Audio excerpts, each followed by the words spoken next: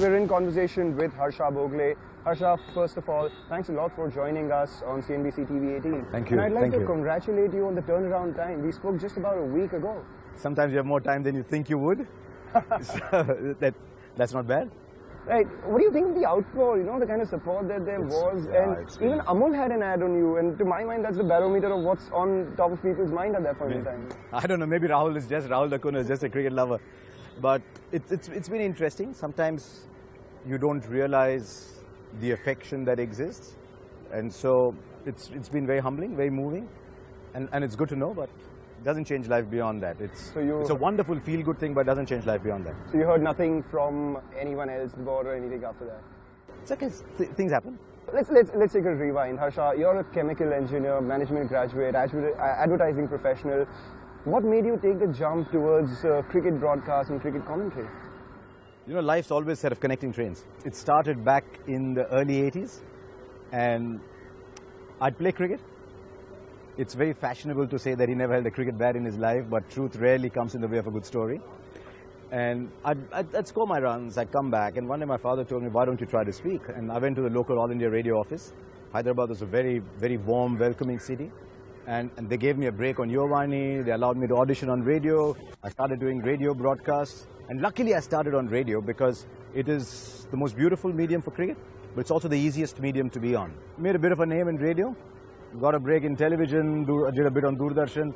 One thing leads to the other, but sometimes you've just got to be in the right place at the right time. So was the money too much at that point in time, or has it increased considerably because of the viewership that there is? I don't know if it's increased because of the viewership, but it bears no relation to what it was.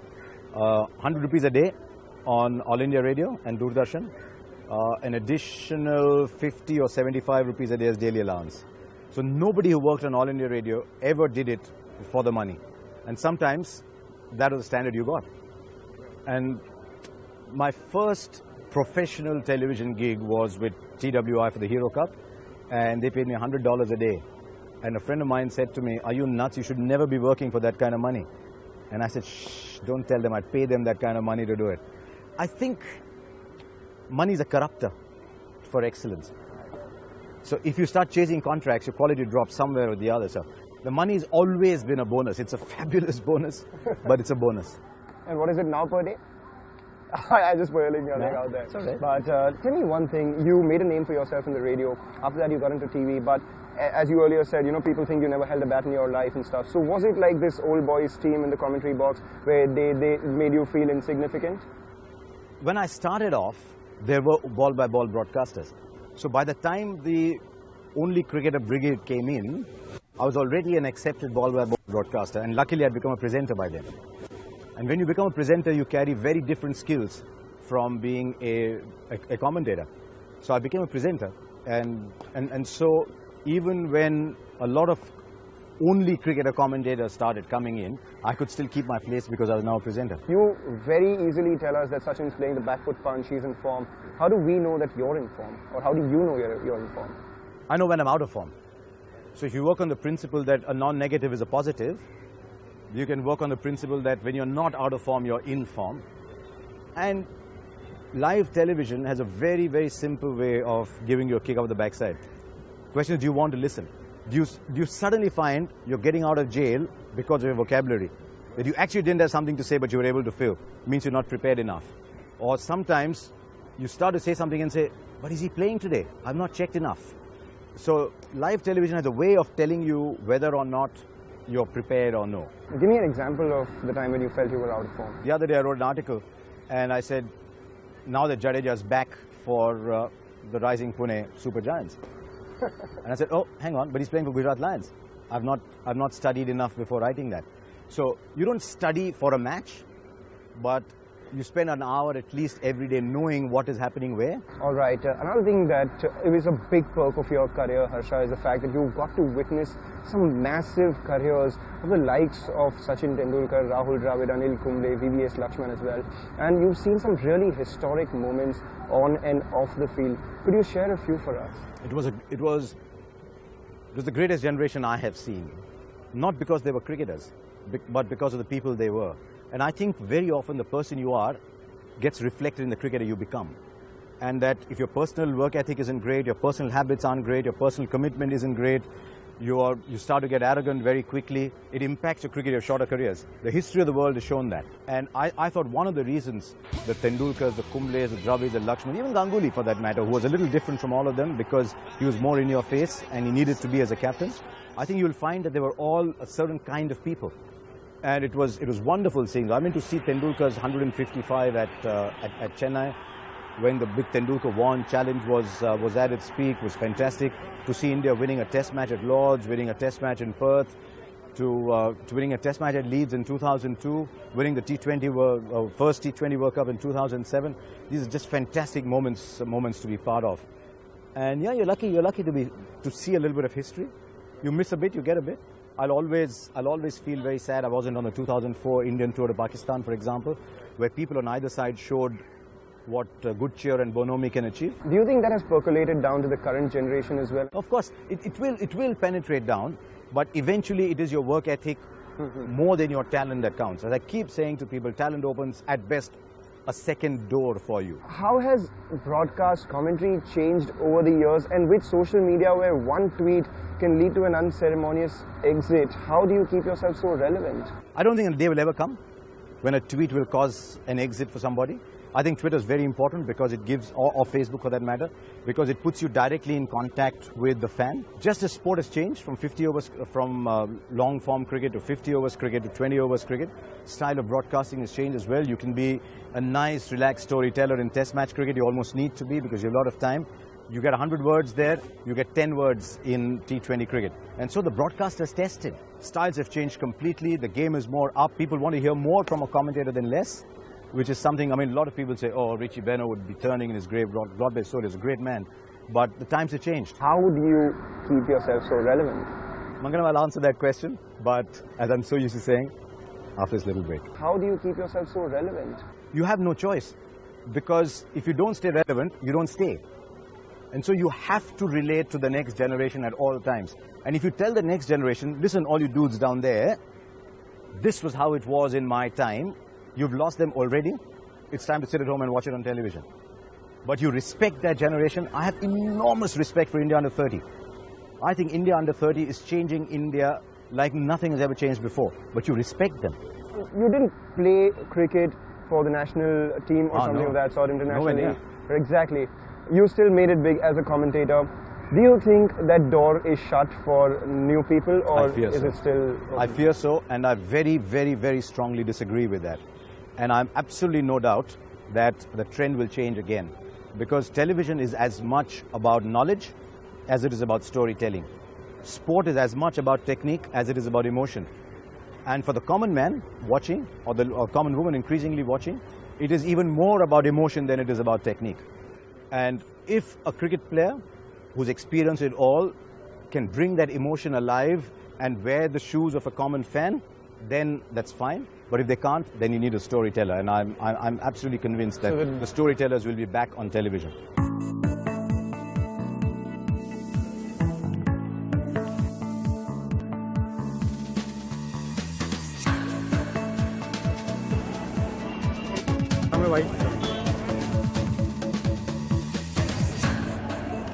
Alright, Harsha tells us that he loves fielding, so let's see if he can field these questions that we throw at him. Harsha, your favorite food and your favorite music? My favorite food is vegetarian. Less oil, less fried, where you don't have to sift through things to find out what curry it is. I like home cooked food. I like Chinese, I like Thai. I don't mind anything that's vegetarian actually. Music? Grew up on old Hindi film music, so learn to follow words. So can't listen to only beats, tend to follow words set to rhythm. So I like Hindi film music, but I like the transition from Lata Mangeshkar to Shreya Ghoshal and Mohammad Rafi to Sonu Nigam and Shankar Mahadevan and Shan and all the others. It's going to get tougher. So there is never a tough question. You know the answer, you don't know the answer. One match you wish you were the commentator of? I was. Very easy, the World Cup final 2011. 2011. One match you wish you were not the commentator of? I wasn't. I'm trying to remember, there is some joy in every single cricket match, and you're never flying flags in a commentary box. So No, there's nothing that comes to mind because there's always something to enjoy in a game. Was there a game I didn't want to be at? I mean, there is boring matches. There are lots of boring matches you've been at. You can't pick and choose those. Sachin versus Virat. A comparison that straddles eras. Sachin grew up differently, so he batted differently. Virat grew up differently, so he batted differently.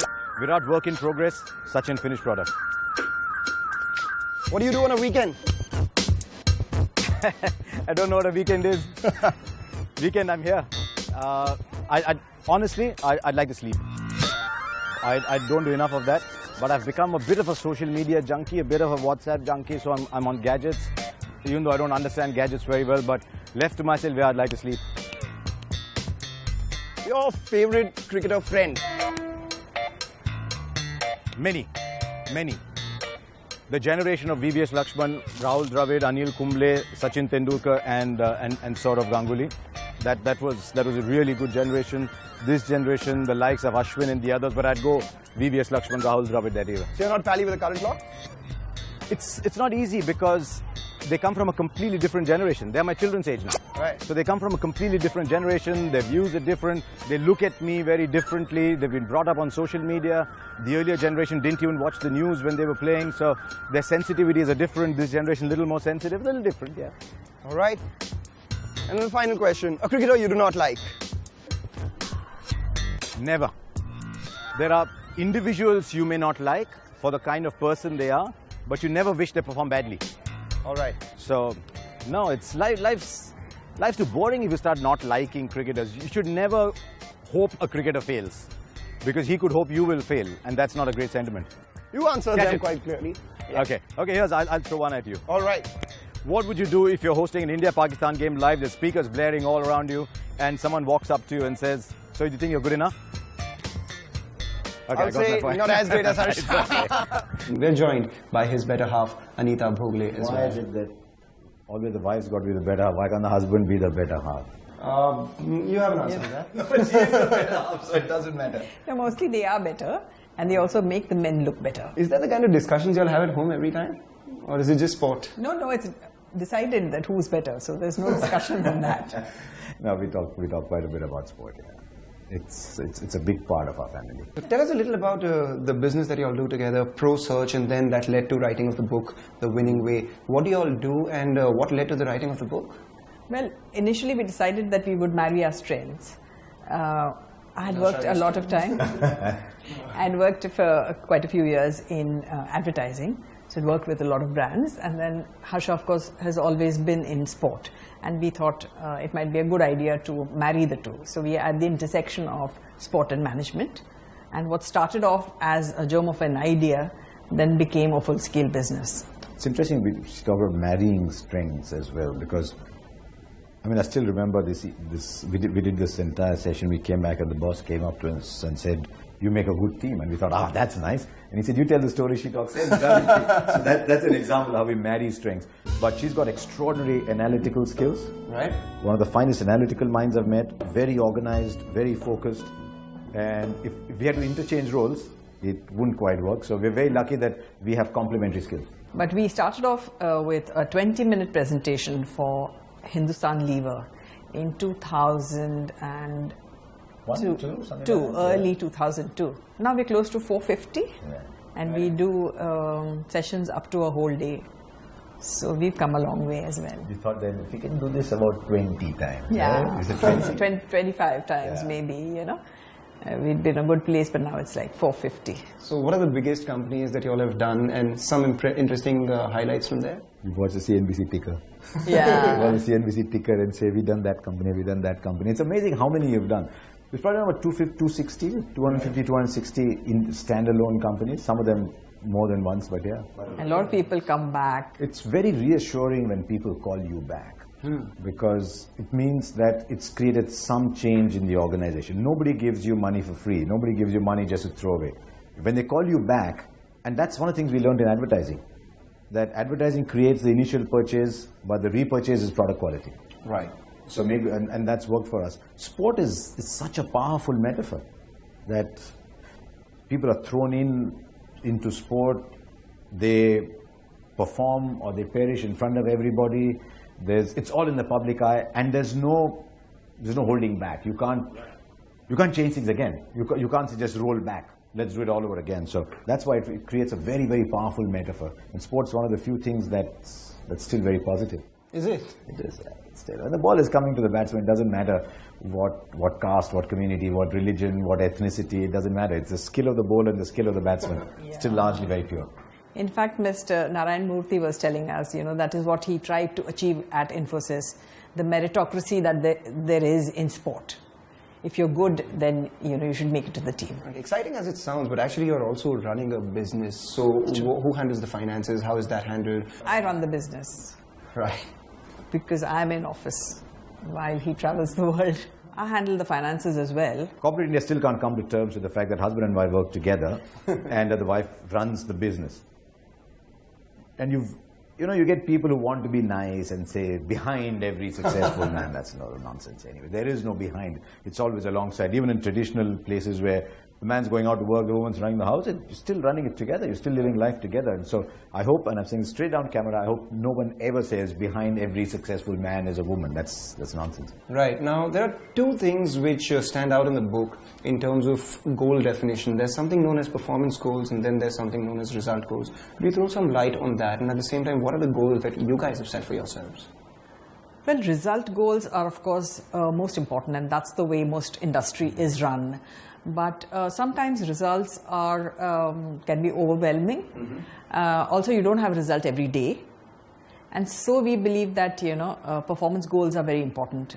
In fact, that's the way we define winning, that trying to be the best that you can be, not necessarily being number one or being at the top. So performance goals are important. And most times you do well and the result follows. There's one thing we've learned from the book that defines us in a sense. And there's a line in there. It says, never let what you cannot do come in the way of what you can. Tell us a little about your relationship with the book itself. How much did the book change you? How much of you was there in the book? And how did that work? It's a very chicken and egg kind of concept. The book has been very fulfilling for us and somehow even motivating for us to practice what we preach. In a sense, we've got a very peculiar business model actually. It's a yours, mine and ours kind of business model. So I'm doing cricket, Anita's doing Biz Pundits, which is a video learning library, and together we're doing the winning way. So it's a yours, mine and ours kind of situation. So do you all have any digital versions of the seminar? Yeah. Yes. Very recently we've shot a digital version. So let's see how that does, because there are lots of segments that we can't reach. And hopefully we will help. It will help taking the winning way to more and more people. You all are in the process of writing a newer version of that book. When does that come out? And what new stuff does it have? As in, is it a newer concept, newer chapters, or are there new examples of the same concepts that there are? A lot has changed in both the business world and in sport. So this whole startup culture was not there when we wrote the book. And the IPL, which is of particular interest to corporates, it seems, had also not evolved or matured in a sense. So there are a lot of learnings from there as well. Agility, responsiveness have become very important. Speed, yeah. Yeah, in both business, and that's the way the IPL functions. Everybody needs to be fit and agile and a good fielder. Diverse teams. Very diverse teams, people coming together, thrown into a situation, and now there's an Indian captain who's got to get the best out of the South African, the South African captain who's got to get the best out of someone from Kolkata that he's never met before. So it's throwing up issues that were not there before. So the IPL's been a huge disruptor. Every day is a new experience. So I see an IPL 1 year, it's a new experience. I see a World T20, it's a new experience. Look what the West Indies are doing. Right. Is business going that way, that some people can only run a business for 5 years, maximize it, sell it off? The West Indies can't play 5-day cricket, but they're magnificent at 20 overs cricket. Right. So there's something you learn every day from watching different tournaments. And the workforce is getting younger like you, right? So you'd rather relate to a Dwayne Bravo than a Viv Richards. So yeah, champions. So which is why we're updating the book, putting new examples, 2 new chapters that reflect the change that's happened. So here's a live case study. CNBC-TV18, for instance, is the leader in the industry, but the industry itself is changing. There is social media. There are the changes in the rating system. There's Bark coming in place of TAM. digitization, phase 3, phase 4, then there's the competitive landscape. Anything from the book that you can suggest to a channel like CNBC TV18 to maintain its leadership position? You've always got to stay relevant. That's one of the things we learn about ourselves, also about organizations. You've got to stay relevant. I think there's a great line from Jack Welch. If the rate of change on the outside is greater than the rate of change on the inside, then the end is near. So I think you've got to keep asking yourself, are we relevant to the newer people coming up? Are we giving them what they need? Sometimes when you're a very successful brand, you can run the risk of saying, I know what to do. This is how it's been done all these years. And so we will decide what is right now. We never decide what's right. All right, Harsha and Anita, it's indeed been an honor and a pleasure to have you all on the weekend.